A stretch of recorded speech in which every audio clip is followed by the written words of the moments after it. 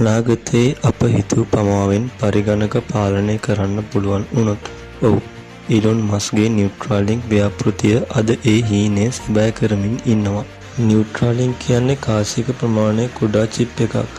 මේ හිස් කබලට සවිකර මොළයේ නියුරෝන සමග ඍජුවම සම්බන්ධ වෙනවා. මෙම චිපය මොළයට ඇතුළත් කරන්නේ ඉතා සියුම් රොබෝවරයක් මගින්. හිස කෙස් වලටත් වඩා තුනී වය 1024ක් මොළයේ නියුරෝන අසලින් තැන්පත් කරනවා. මේකේ ප්‍රධානතම අරමුණ වන්නේ අංශභාගය හෝ ස්නායු ආබාධ සහිත රෝගීන්ට නැවත බාහිර ලෝකයේ සමග සංනිවේදනය කරන්න අවස්ථාව දීමයි.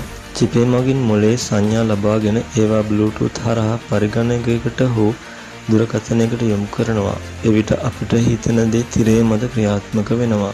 නමුත් මෙතනින් නතර වෙන්නේ නැහැ. අනාගතයේදී මතකය අලුත් කිරීම, අලුත් භාෂාවන් ක්ෂණිකව ඉගෙන ගැනීම වැනි සුපිරි හැකියාවන් මින් ලැබෙන්න පුළුවන්. ඕනෑම තාක්ෂණයක වගේම මෙහිත් අවදානමක් තිබෙනවා. මොළය හැක් කළ හැකිද? අපේ පෞද්ගලිකත්වය ආරක්ෂිතද?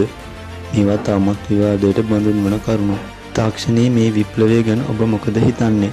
පහලින් කමෙන්ට් කරන්න. මේ වගේ වීඩියෝ බලන්න අපේ ප්‍රවාදය channel එක subscribe කරන්න.